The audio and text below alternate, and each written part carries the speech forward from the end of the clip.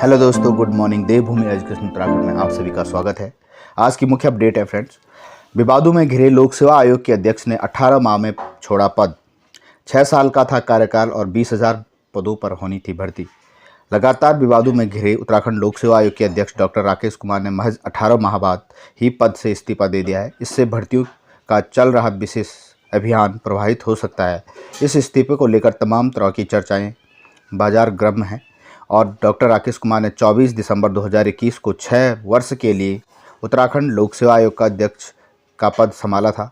काम संभालने के बाद उन्होंने भर्तियों को समय से पूरा करने के लिए कैलेंडर बनवाया।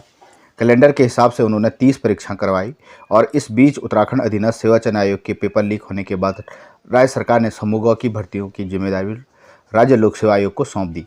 कई भर्तियां अंतिम चयन परिणाम के करीब हैं। इस्तीफे की वजह व्यक्तिगत कारण बताए गए हैं और राजभवन ने इस्तीफा स्वीकार भी कर लिया। हालांकि उनके इस्तीफे के पीछे कोई दबाव भी नहीं माना जा रहा है। उनके कार्यकाल के दौरान चारा सहायक कृषि अधिकारी, उप निरीक्षक पुलिस, पर्यावरण पर्यवेक्षक जैसी भर्तियां समय से शुरू नहीं हो सकी। ज़्यादातर भर्तियों के जो प्रस्ताव आयोग के पास आए थे उनमें से 15 से ज़्यादा प्रस्ताव कमियां होने से लौटाए गए और कुछ को छोड़कर बाकी अभी तक वापस नहीं आए। ऐसे में आयोग की भर्ती एक्सप्रेस सुस्त पड़ गई है। लगातार पत्राचार किए जा रहे हैं कि मुख्य सचिव इसकी निगरानी करते हुए कई बार निर्देश जारी कर चुके हैं। आयोग के दामन पर लगा पेपर लीक का दाग। डॉक्टर राकेश कुमार के कार्यकाल में उत्तराखंड लोक सेवा आयोग की भर्ती परीक्षाओं के पेपर लीक हुए और आयोग के अनुभाग अधिकारी ने पटवारी लेखपाल पेपर भी लीक कराया। इससे आयोग असहज हो गया। उन्होंने पूछताछ के बाद पुलिस ने AE-JE भर्ती पेपर में भी लीक की पुष्टि की है। तीनों परीक्षाओं को आयोग ने तत्काल निरस्त कर पहली बार आयोग के दामन पर पेपर का दाग लग गया। 3 बार बदला गया कैलेंडर। आयोग को भर्तियों की जिम्मेदारी तो दी गई, लेकिन सरकारी सिस्टम की सुस्ती से 20,000 पदों से ज़्यादा पदों पर भर्तियों का अभियान तेज़ी से नहीं पकड़ पाया। आयोग ने 3 बार कैलेंडर जारी किए। इसके बावजूद कई भर्तियाँ तय तिथियों के हिसाब से नहीं निकल पाई। अभी तक कई भर्तियों के प्रस्ताव शासन में लटके हुए हैं। आयोग के अध्यक्ष ने जिम्मेदारी संभालने के बाद भर्तियों के लिए जो तेज़ी दिखाई थी, समूह की भर्तियों के लिए भी उसी अंदाज में काम करने की कोशिश की गई। भर्तियां मिलने के बाद आयोग ने कैलेंडर जारी किया और इसमें पुलिस कांस्टेबल, पटवारी, फॉरेस्ट गार्ड, सहायक लेखाकार, बंदी रक्षक, कनिष्ठ सहायक मानचित्रकार की भर्तियां निकाली गई। UKPSC पर भर्तियों का दबाव जल्द नामित हो सकते हैं अध्यक्ष।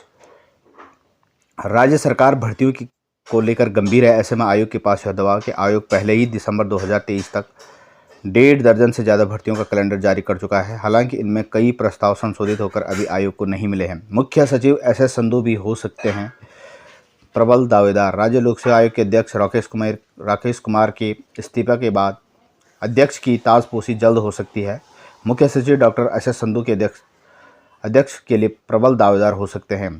संधू 1.5 माह 31 जुलाई को रिटायर होंगे। यदि राज्य सरकार अनुमति के बाद संधू को मुख्य सचिव के रूप में सेवा विस्तार देती है तो अधिकतम 6 माह के लिए उनका कार्यकाल बढ़ेगा और अब मुख्य सचिव डॉक्टर संधू पर निर्भर करेगा कि वो सेवा विस्तार लेते हैं या आयोग में एडजस्ट होते हैं। बहरहाल राकेश कुमार के बाद इस्तीफे के बाद संधू के इस पद पर नियुक्ति की चर्चा तेज हो गई है। 2001 में हुआ था लोक सेवा आयोग का गठन। लोक सेवा आयोग का गठन 14 मार्च 2001 को हुआ था। 15 मई 2001 को यह अस्तित्व में आया था। इसके पहले ही अध्यक्ष पूर्व IAS NP नवानी रहे थे। उनका कार्यकाल 91 दिन का था। अब आयोग में 9 अध्यक्ष जिम्मेदारी संभाल चुके हैं। सबसे लंबा कार्यकाल DP जोशी का था और डॉक्टर राकेश का कार्यकाल लगभग 1.5 साल रहा। भर्ती घपलों की CBI जांच को लेकर धरने पर बैठे अभ्यर्थी बेरोजगारों ने लोक सेवा आयोग के अध्यक्ष डॉक्टर राकेश कुमार के इस्तीफे को सही बताया। उन्होंने कहा कि इसके बाद CM पुष्कर धामी के इस्तीफे की मांग भी की है। उत्तराखंड बेरोजगार संघ के बैनर तले बेरोजगारों ने शनिवार को गांधी पार्क में धरना दिया। संघ के अध्यक्ष बॉबी पवार ने कहा कि लोक सेवा आयोग अध्यक्ष काफ़ी पहले इस्तीफा दे देना चाहिए थे, लेकिन देर में अपनी गलती मानते हुए इस्तीफा दिया है। उनके इस्तीफे से साफ हो गया आयोग की भर्ती में घपले जो आरोप लग रहे हैं वो सही थे और ऐसे में CM पुष्कर सिंह धामी को भी नैतिकता दिखाते हुए इस्तीफा देना चाहिए। धारा 144 के बावजूद भी पहुंच गए गांधी पार्क। तो देख सकते हैं आप, उत्तराखंड लोक सेवा आयोग के अध्यक्ष द्वारा इस्तीफा दिया गया है और अब भर्तियों पर क्या इसका इफेक्ट पड़ेगा ये जानने वाली बात है। अब सरकार के आगे 1000 पदों 1000 रिक्त पदों के भरने की चुनौती। आयोग के नए अध्यक्ष की शीघ्र नियुक्ति को उठाने होंगे कदम। लोक सेवा आयोग की भी कम नहीं है चुनौतियां। प्रदेश सरकार समस्त विभागों में रिक्त 1000 पदों को भरने जा रही है।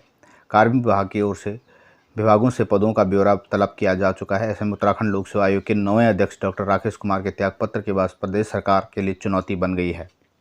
नए अध्यक्ष को भी जूझना पड़ेगा। भर्ती प्रक्रियाओं में गड़बड़ी से बचना होगा। बेसिक शिक्षकों के 2350 पदों पर होगी भर्ती। शिक्षा विभाग में बेसिक शिक्षकों को एक और बड़ी भर्ती का रास्ता खुलने जा रहा है। शिक्षा विभाग ने बेसिक स्तर पर 2350 पद चिन्हित कराते हुए सरकार को प्रस्ताव भेजा है। इसमें गढ़वाल मंडल में, देहरादून को छोड़कर बाकी जिलों में 1266, कुमाऊं मंडल में 1085 पद हैं। सूत्रों के अनुसार 2600 पदों पर जारी भर्ती में सुप्रीम कोर्ट का फैसला आने के बाद तत्काल इन पदों पर भर्ती शुरू होने जा रही है। मालूम है कि डॉक्टर धन सिंह रावत ने शिक्षा विभाग में रिक्त पदों पर नियुक्ति शुरू करने के लिए निर्देश जारी किए थे। 4 साल में की जानी है 15,000 भर्तियां। शिक्षा विभाग ने आगामी 4 साल में 15,000 पदों पर भर्तियां करने का लक्ष्य रखा है। इसमें एलटी प्रवक्ता, गेस्ट टीचर के मिनिस्ट्रियल कर्मचारी के पद शामिल हैं। 6 मई को सचिवालय में शिक्षा विभाग की समीक्षा के दौरान अधिकारियों ने पुष्कर सिंह धामी के सामने 4 साल का प्लान रखा। इसके अनुसार 2026-27 तक बेसिक स्तर पर 8,000 और माध्यमिक स्तर पर 6,882 नई भर्तियां की जाएंगी। तो यहाँ पे भर्तियों का ब्यौरा दिया गया है। गढ़वाल मंडल और कुमाऊं मंडल में कितनी भर्ती विवाद में एजेंसी लगाएगी सरकार। डीजी शिक्षा बंशीधर तिवारी ने कहा कि वर्तमान में जारी 2600 पदों की भर्ती के करीब 1800 पदों पर चयन हो चुका है। इस बीच NIOS, DLED और BEd प्रशिक्षितों के सुप्रीम कोर्ट में जारी केस के कारण सारी भर्तियां अभी रुकी पड़ी है। इस पर सुप्रीम कोर्ट का आदेश आने के बाद भर्तियों को दोबारा करने का निर्णय लिया जाएगा। नेक्स्ट अपडेट है, यहाँ पर चयन परिणाम जारी कर दिया गया उत्तराखंड लोक सेवा आयोग द्वारा। माननीय न्यायालय द्वारा दिनांक 23/9/2022 को दिए गए अंतरिम आदेश के क्रम में उत्तराखंड विशेष शिक्षा प्रवक्ता संवर्ग सेवा महिला शाखा 2018 के अंतर्गत प्रवक्ता अर्थशास्त्र के सामान्य अनारक्षित श्रेणी के एक पद रिक्त रखा गया था। रिट याचिका के में उत्तराखंड उच्च न्यायालय द्वारा पारित निर्णय 24/4/2023 को पारित किया गया है। इसके अंतर्गत अभ्यर्थी जो रवि बहुगुणा है, इनको यहाँ पे सफल घोषित किया गया है।